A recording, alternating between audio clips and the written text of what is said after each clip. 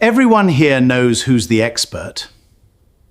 The only one who doesn't is you. That is a Victorian electrotype, a copy of a copy. My catalogue says $400, and my catalogue is being generous.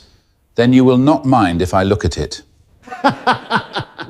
Read the Hallmark and walk out with it. If the man who engraves bowling trophies can read a Hallmark, it is yours. Right now, in front of all of them. I was there to clean the silver, not to talk. I set down my cloth and took it from him. I tapped it once with a knuckle, the way you knock on a door. It rang. A long, clean note that filled the gallery and did not stop, the sound a thing makes when it was lifted out of one piece of metal by a human hand. Then I lifted it to my mouth and breathed on it. For 9 seconds I did not say a word, because the fog spread across the silver and then broke, clearing in a patch it had no reason to clear. And under the modest little mark Crest wanted me to read, there was another mark, older, deeper, struck first and then struck over. And I knew it. I had lifted my thumb off that exact mark once before, a lifetime ago, in a cold shop that is gone now, standing next to the man who taught me everything I know. The room was still waiting for me to fail. I turned the pot slowly in the light, and I felt Crest's smile go stiff beside me because he could not read my face, and it was the first time all night that something had gone off his script. She thought she had handed a trophy engraver a fake to watch him drop it and stammer in front of her father's friends. She had no idea she had just put the one thing that could take almost everything from her into the hand of the only man in the room who could read it. And no idea that the person who had arranged all of it was standing a few feet away, warm and calm and trusted, watching me the way you watch weather come in off the water. To understand what my hands knew before my eyes had finished arguing, you have to know whose hands had been inside that silver before mine. My name is Silas Kerr. I am 40 years old, and I run a two-man shop on the wrong side of Providence, Rhode Island, where I engrave names into trophies and re-silver-worn flatware for people who need it cheap and need it done right. I am a widower. I have a son named Miles who is 8, and that afternoon, in a work coat with a cloth in my hand, I was exactly what a man like Nigel Crest assumed I was, right up until he tried to embarrass me with a coffee pot. I did not tell any of them what I used to be. You do not lead with that. Before this shop, I raised silver by hand, the old way, one hammer blow at a time. I trained 8 years under August Merrick, the man museum sent a piece to when they could not decide whether it was a treasure or a lie. He taught me a sentence I have lived by, and I will give you the whole of it when we get there. What he taught me first was the thing every expert in that gallery had forgotten. Do not trust the stamp. A mark is the easiest thing on a piece of silver to fake, to move, to strike over. Trust the metal, weigh it, knock on it, and listen for the ring. And when your eyes lie to you, breathe on it. Because warm breath fogs cold silver evenly, and where the fog breaks, a hand has been there since the maker put the piece down. That is why I was in the Ashford house and nothing more. 6 generations of silver money coming apart into boxes, and the auction company needed 300 tarnished pieces cleaned for the sale, and my shop is cheap. I had spent the morning at a side table with a cloth and a jar of rouge, invisible the way you are supposed to be. Then a coffee pot rang clean under my knuckle, and a chemist's patina broke under my breath, and I stopped being invisible. "Well," Crest said, when the silence had gone on too long for him, "take your time. Some of us have a sale to run." Where did this come from? I did not ask him. I asked the woman by the case, the one who had stopped laughing. My father's study. Her voice had an edge she was proud of. "It sat on his desk for 30 years. Your friend here says it is worth $400, and my own advisor agrees. So, enlighten the room." Her name was Eleanor Ashford, and up close she was younger than the anger made her, and more tired. Her father, Warren Ashford, had been dead 2 years. She was selling the collection because the men she paid to know its worth had told her most of it was worth almost nothing, and she had the look of a woman who had begun to suspect she was being handled and did not yet know by whom. I set the pot down on the felt and stepped back from it. "I am not the right person to tell you what it is worth," I said, "but I would not sell it. Not at that number. That should have ended my part in it." I picked up my cloth and went back to the flatware. But 2 of the pieces in the far case had rung wrong under my hand that morning, a hair flat, a hair short, and now I knew why they had bothered me. I did not say it out loud. A calm man in a good gray suit was watching me from across the room, the advisor Eleanor had introduced as Frederick Vale, and he was not looking at me the way you look at hired help. He was looking at me the way you look at a bill you did not expect. Something in that gallery was wrong, and it was not the pot. The pot was the only honest thing in the room. That night, I got Miles from Mrs. Bello across the hall and made him grilled cheese because it is the one thing we both trust me to make. "Did you clean the fancy silver?" he asked, working the crust off first, the way he does. I did. There was a coffee pot older than the whole state. Older than George Washington. Older than George Washington was president. He decided that was worth something and told me so. "Did you fix it?" It did not need fixing. It just needed somebody to see it right. He nodded like that made perfect sense, which to an 8-year-old, it does. Then he breathed on the cold kitchen window and drew a small bird in the fog with one finger. And when it faded, he breathed again, and there it was, coming back. "You have to warm it up or it goes away," he said, like he was teaching me. He learned it from his mother. Lena died 3 years ago, and it is the one thing of hers he will not put down. So I do not put it down either. That is all I will say about that. After he was asleep, I took out the thing I keep in the drawer and do not show people. A roll of gray flannel, soft as a shirt worn 30 years, that August Merrick carried most of his life. Inside are his small hammers and scribes, and written in the flap, in ink gone the color of tea, are the words he lived by. I did not read them. I know them. I held one of his burnishers for a while because it helps me think. August kept records the way some men pray. Every serious piece he logged by hand. A photograph, the date, and a soot pull of the Hallmark where you smoke a mark black over a candle and press soft paper to it and lift a perfect ghost of the stamp. And on the pieces we helped him with, he signed the assistant's line, our names beside his. I remembered the pot now, all of it. A coffee pot raised by Josiah Penhallow in 1785, come into the shop in the fall of 2008 with a cracked hinge, and I had spent 3 weeks with my hands on it. August had photographed it, smoked its mark, and signed my name to the assistant's line because I had earned it, which meant that somewhere there was a page, dated 2008, with a photograph of that pot and a soot pull of Penhallow's true mark and my own name beside it, made and dated years before anyone in that mansion ever touched it. If it still existed. I called the one man alive who would know. Errol Shaw ran August's shop for 30 years, and at 73, he answers the phone like you have interrupted something. "Kerr, you only call when you want something. The Penhallow pot, the 2008 conservation, where did the mark books end up?" The line went quiet. When he spoke again, the growl was gone. "Why are you asking me that, son?" "Because I breathed on that pot tonight, in a mansion on the east side. Somebody struck a nothing mark over Penhallow's and painted the whole thing dead and got 3 people to call it a reproduction." I heard him set a glass down. "The Penhallow." He was quiet a moment. "You were 26. You did not sleep for 3 weeks over that cracked hinge, and August let you close it out yourself on the last day. He never once let anyone close out a piece." A breath. "The books went to the Blackstone, downtown by the river. August gave them the whole run in 2012, signed in by a registrar 2 years before that woman's father ever bought your pot. Those pages have been sitting in a climate room full of strangers ever since." A pause. "You cannot forge a date like that, Silas. Nobody can. Not even the kind of man who paints a Penhallow dead." Another pause, lower. "And a man only does that for one reason. Whatever the pot is hiding is worth more than the pot. Watch yourself." He hung up first. He always hangs up first. The next morning I did the other kind of digging. The kind a trophy engraver is not supposed to know how to do. Old money leaves paper. Not anywhere you can search, but a collection like the Ashfords gets insured, value by value, and when a family borrows against it, those schedules end up pinned to the loan. A morning at the county recorder and 2 calls to a man I used to know in the insurance trade, and I had it.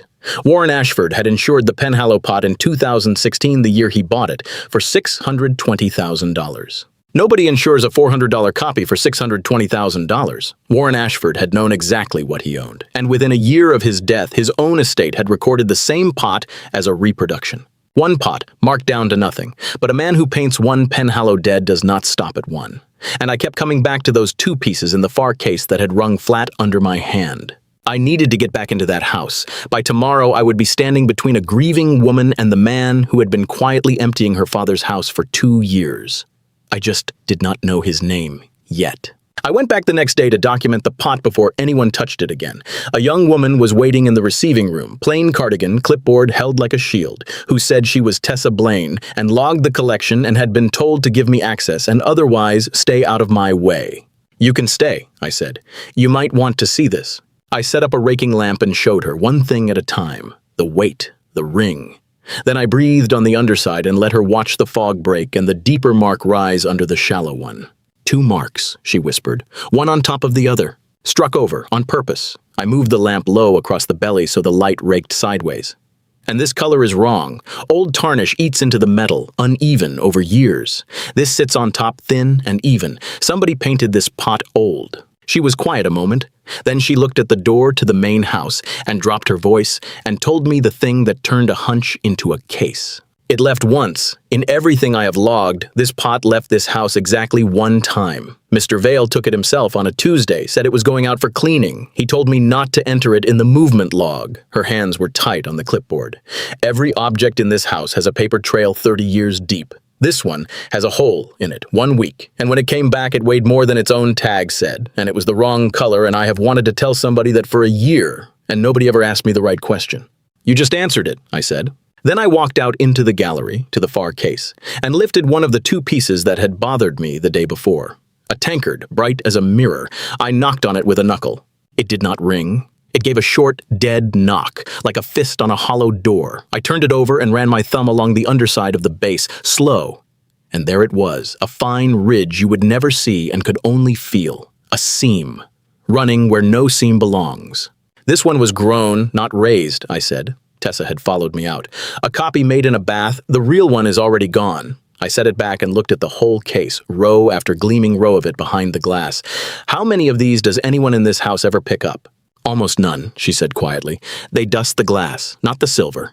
The pot was not the crime. The pot was the rehearsal. And then I made the mistake that cost me. I want to own it because it was mine. Eleanor came in while I was working and stood at the edge of the felt, the hope in her face fighting the caution, and I wanted more than I had wanted anything in 3 years to be the man I used to be for 1 hour. So instead of waiting for a lawyer and a signed authorization, I took a cloth and wiped a small patch of that false patina off the shoulder of the pot, right there, and showed her the bright true silver and the edge of Penhallow's real mark coming clear. There, I said, that is what your father owned. Her breath caught. It was the truth, and I had just altered a $600,000 object that was not mine in a house full of witnesses with no paper in the world that said I had the right. You have made her day, Frederick Vale said from the doorway. I do not know how long he had been there. He never once raised his voice in any of this. I hope you can live with it when the instruments prove you wrong. I thought I was building a case. I had just handed him the first brick of theirs. He did not come at me directly. Men like Vale do not. He went to Eleanor that evening, and I have put the conversation together since, from what Tessa saw through the glass and what Eleanor told me later. He did not accuse me of anything. That was the art of it. He poured her a drink and told her he was worried. I let this go too far, he said. That is on me. You were grieving, and I let a man you have known 4 days drive off into the night with the most valuable thing your father left you, and then wipe something across it with his own hand in your own house. I will not sleep until it is back under seal. He knew exactly what he was looking at, she said. I'm sure he did.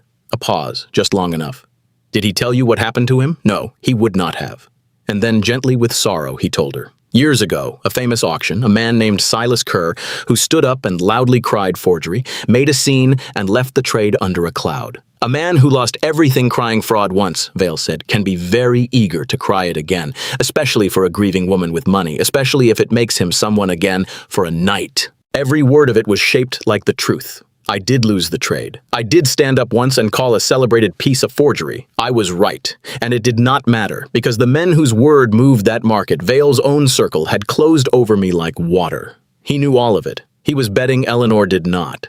Then he made his real move, and it wore the face of care. The pot was compromised now, he said, a stranger's hands all over it, no record of what had truly been done to it in the dark. For her protection, until this was cleared up, it should go into the estate's secure storage under seal. He had it crated and gone into a facility he controlled before the end of the week.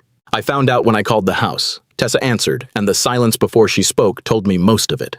Mr. Kerr, I am sorry. Ms. Ashford asks that anything further go through Mr. Vale, and the pot has been placed in storage. I am not to say where. A pause, small, almost not there. I am sorry. She hung up before I could ask what she was sorry for. The pot was gone, behind a door I could not open, in the hands of the one man with every reason to make it disappear. And the woman I was trying to help had been told, by the man she trusted, that I was the danger in the room. That is the trap of being underestimated. It swings both ways. Nobody believed a trophy engraver could see what 3 experts missed, and nobody stopped to check when a calm man in a gray suit called that same engraver a fraud. I sat in the dark shop a long time. Then I remembered what Errol had said, and I understood that Frederick Vale had built his whole story on one belief, that the only proof of what belonged on that pot lived in my head, and in a memory a jury would call a grudge. He did not know about the book. He did not know that the mark he struck over in the dark had been smoked onto paper in August Merrick's own hand in 2008 and had been sitting in a museum by the river, signed for by strangers, since 2012, 2 years before Warren Ashford ever bought the pot. In the one place all his money and all his patience could not reach. I did not call Eleanor to defend myself. A man defending himself sounds exactly like a man with something to hide, and Vale had built the frame I would be standing in. So I called a lawyer named Paula Nunez and told her about the museum, the insurance schedule, and a young woman with a clipboard and a week-long hole in a log.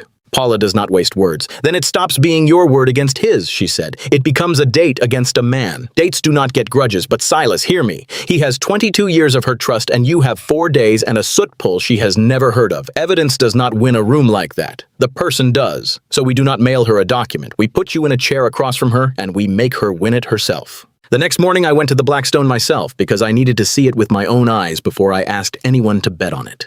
The registrar was a small, exact woman named Frances Loomis, who had signed August Merrick's books into the collection herself, 14 years before, and remembered him. He carried them in himself, in 2 milk crates, she said, leading me back through a door that took 2 keys and a code. Would not let the porter touch them, said a man should walk his own life into the room where it is going to be kept. She pulled on cotton gloves and set the 2008 volume under a cold, even light. You are on the intake card, Mr. Kerr, as his assistant. He listed the people who mattered to the work. Did you know that? I did not. I did not trust my voice to say so. She turned the pages until she found it, the photograph of the Penhallow pot, hinge and all. And beneath it, pressed into the paper in soft black, the soot pull of Penhallow's mark, sharp as the day it was smoked. The true mark. The one a man had struck over in the dark and told a whole room did not exist.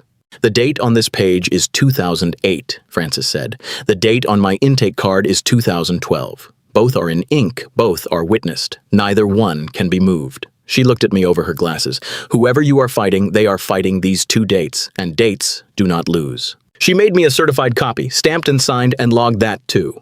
That was the thing Vale could not reach, and now it was in my hand. She did not need much help after that. And it turned out neither did Eleanor. That was the thing Vale had underestimated in both of us. Eleanor did a thing no one told her to do. She went into her father's papers at night, insurance schedules and probate inventory, the way you do when the floor of your own family has started to feel painted on. She laid what her father had insured beside what the estate now claimed he had owned, line by line, and she found the holes. The pot marked from $620,000 to nothing. 6 other pieces sold at nothing prices to buyers whose names ran back through 2 or 3 companies to a single company. A company with Frederick Vale's name folded 3 layers down inside it. She called me, not Vale, me. I have been reading my father's insurance for 2 nights. Her voice was flat and cold, and I understood that was the voice she used when she was furthest from calm. Mr. Vale tells me you are a liar with a grudge. Before I decide, I want you in a room with whatever you have, and I want him there too. Can you do that? I can, I said, but it will not just be my word. There is a record. It is not mine, and it is not his. Then bring it, she said. And Mr. Kerr, do not be late. I have watched that man be early to everything for 22 years, and I am suddenly very tired of it. The room was Eleanor's, glass on 3 sides, the river going gray beyond it. She sat at the head of the table. Vale sat at her right hand, jacket open, a man among friends in a room he had sat in 100 times. I sat across from him with Paula beside me, and one thin folder I did not open. Tessa sat against the wall with her clipboard because Eleanor had asked her to. Eleanor spoke first to me. Frederick tells me you were ruined years ago for calling a real piece fake. That you have a history of exactly this, that you drove off with the most valuable thing my father left me and then wiped something across it with your own hand. Her eyes did not move off mine. So tell me why I should not believe him. I did not tell her why. I slid 1 page across the table. The mark book page, the photograph of the pot, the soot pull of Penhallow's mark, black and sharp, my name on the assistant's line, in ink gone brown. Vale barely glanced at it. A photocopy of a notebook. He could have drawn that last Tuesday, Eleanor. This is exactly the kind of manufactured thing I warned you about. He turned his palm up, patient, reasonable, and I watched him decide he had already won. A clever man does not arrive without props. I slid the 2nd page across. The museum's intake record. The date August's books were signed into the collection, 2012. The registrar's signature, a reference number. The notebook is not the evidence, I said. The date is. That page has been in a museum since 2012, 2 years before your father bought the pot. There is no Tuesday on which I could have made it. For the first time, Vale's mouth tightened. Small. Most people would have missed it. Then he did the thing a cornered man does, which is stop defending and start attacking, and he was very good at it. So a museum has an old notebook. Now there was iron under the warmth. It proves a man named Penhallow made a pot once. It proves nothing about that pot, the one this person carried out of your house in the dark and then chemically altered with his own hand. You want to talk about dates? Eleanor, here is one. 4 days ago you had never seen him. I held your hand at your father's funeral. He leaned toward her, and his voice dropped to the register of an old friend, and it was the most dangerous he had sounded all night. So think about who you are, and who he is. A man who fixes bowling trophies with a public record for crying fraud against the man your father trusted with everything for 22 years. Look at us both, and choose. And for a moment, it worked. I saw it work. Eleanor looked at him, and then at me, at my work coat and my hands, and the room went his way, because the easy story is always that the trusted man is loyal and the stranger is the con. Paula's hand pressed flat on my arm under the table. Hold. Wait. So I let him have it. I let the whole weight of 22 years sit there in the silence. I think, Vale said, softer now, sensing the room, that we should thank Mr. Kerr for his time and let him get back to his shop and handle the rest of this privately, as a family. He smiled at me when he said it, almost kind, a man closing a door gently on someone beneath him. Eleanor did not answer him. She reached into my folder herself without asking and slid out the 3rd page and read it, and something in her face changed. It was Tessa's statement. The single week the pot had left the house. Who took it? Who ordered it kept off the log. Eleanor set it down between them, face up, and looked at her advisor. And when she spoke, the cold was gone, and what was under it was worse. You want me to choose, Frederick. All right. But you answer 3 questions first. In this room, out loud. She put one finger on the mark book. Explain how this man's name is in a museum archive from 2012, years before my father bought the pot, beside a smoked copy of a mark you swear never existed. Vale started to speak. She was not finished. She moved her finger to the intake record. Explain why my own cataloger, who is sitting right there, was told by you, and only you, not to record the single week in 30 years that this pot left my father's house. His eyes went to Tessa just once. She did not look away, and I watched the first hairline crack run across that calm face. Eleanor moved her finger to the insurance schedule. Her voice did not rise, and that was the worst of it. And explain why the man you hired to call it a $400 copy was paid through a company with your name buried 3 layers inside it. One answer, Frederick. Any one of the 3 will do. I am listening. Frederick Vale opened his mouth. I watched him reach for it, the way he had reached for an answer to everything for 22 years. And I watched his hand come up empty. His jaw worked. Nothing came. The silence went on too long to be anything but an answer. Somewhere in the house, a clock kept time. Tessa's pen had stopped moving on her clipboard, and Frederick Vale, who had talked his way out of every room he had ever stood in, sat in this one with his mouth open and nothing behind it. Eleanor, he said finally, just her name. That is not an answer. You have known me since you were a girl on this lawn. That is not an answer either. She stood. She did not shout. She turned to Paula, not to him. Get the rest of the collection out of that facility tonight. My appraiser's, not his, and bring the pot back to this house in the morning. She did not ask Frederick Vale to arrange it. She never asked him for anything again. The independent appraisers found what I already knew and worse. 6 pieces behind the gallery glass were electrotypes, seamed and voiceless, grown in a bath while the originals went out the door. The pattern ran back 2 years. Insured high by the father, appraised to nothing by Vale. Sold at nothing prices through companies that led home to him. When they finished counting, the theft was a little over $11 million, and it had been running since a few months after Warren Ashford was cold in the ground. I heard about the moment Eleanor understood the size of it. She did not cry. She asked her lawyers one question, and it was not how much, and it was not how. It was since when.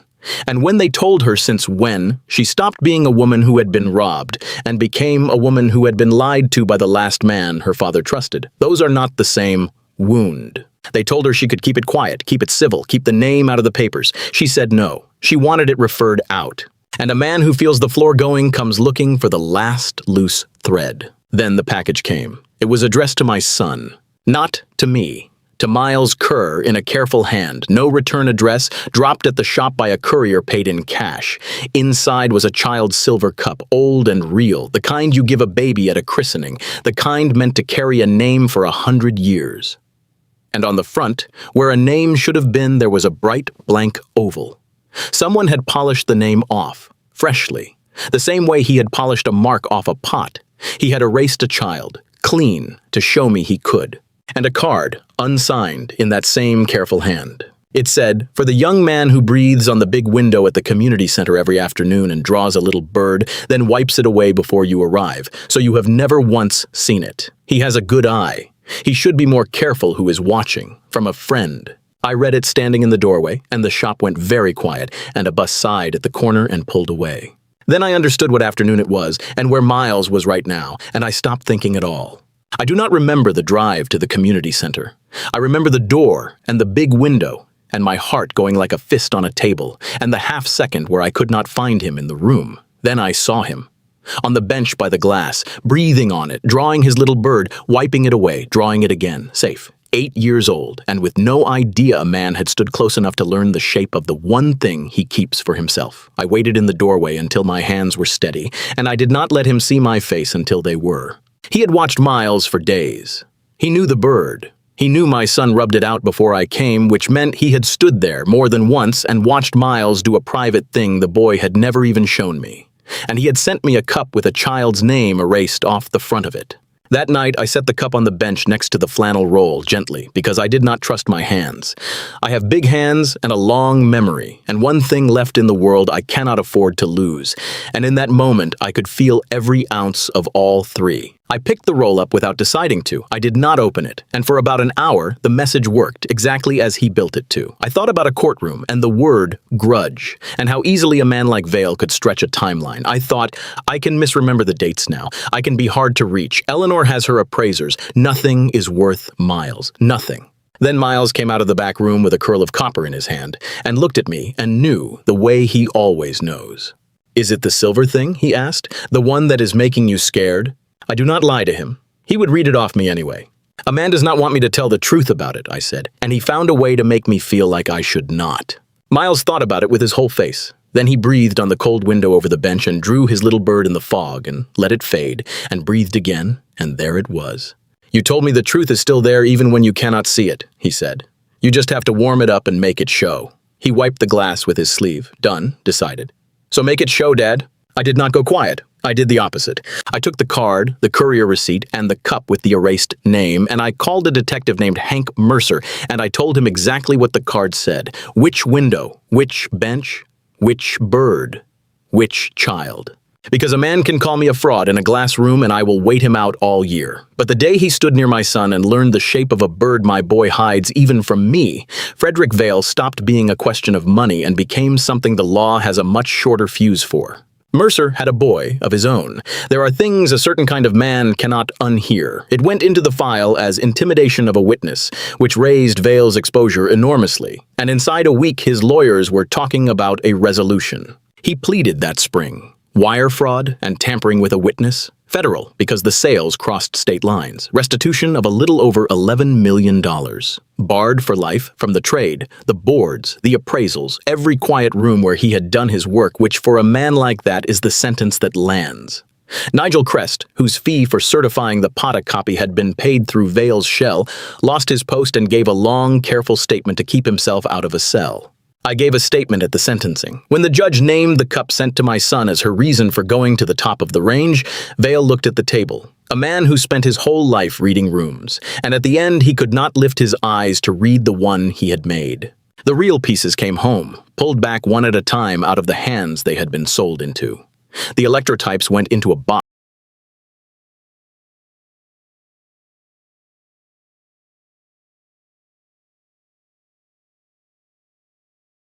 I did not keep the little silver cup with the erased name. Some objects hold on to the last hand that touched them, and I did not want that hand anywhere near my son. I gave it to Mercer for the file. Eleanor came to my shop on a gray afternoon in early spring, with a flat wooden case under her arm and the pot wrapped in cloth. Miles was at school. It had started to rain. "Errol Shaw arranged this with the museum," she said, and set the case on the counter.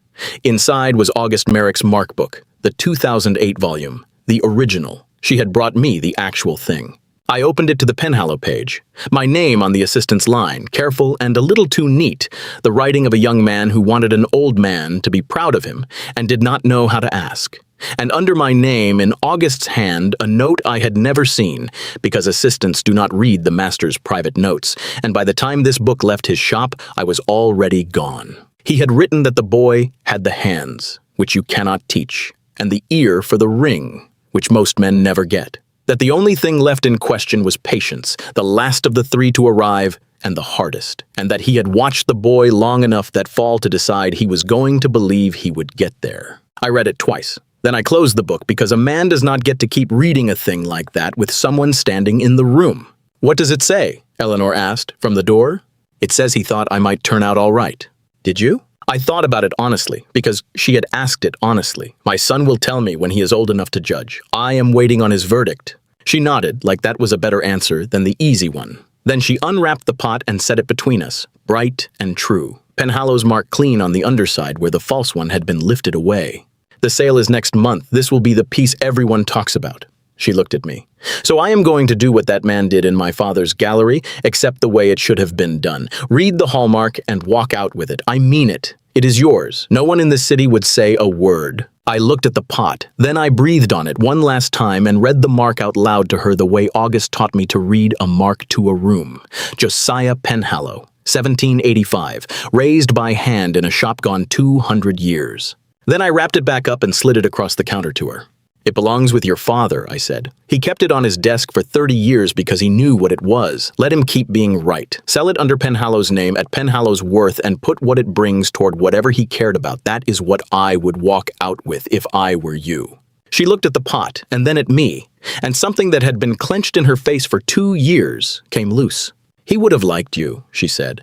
"My father did not trust people who wanted things. He would have liked a man who read the mark out loud and gave the pot back." She put her hand on the wooden case. "The Blackstone is building a program on American silver, taught by someone who can read it instead of just price it. I told them there is exactly one man for it, and that he engraves trophies a mile from the museum, and that they should be embarrassed it took a fraud trial to find him. The Mark book is yours to keep, by the way. August would rather it lived with the boy whose name is in it. Bring your son to see the bench. That is the whole invitation. No dinner, no strings. Come be who you are, out loud where the city can see it." "I will have to ask Miles," I said. "He runs my calendar. Ask him." And she went out into the rain, and I watched her car until it turned, and none of it felt like a door closing.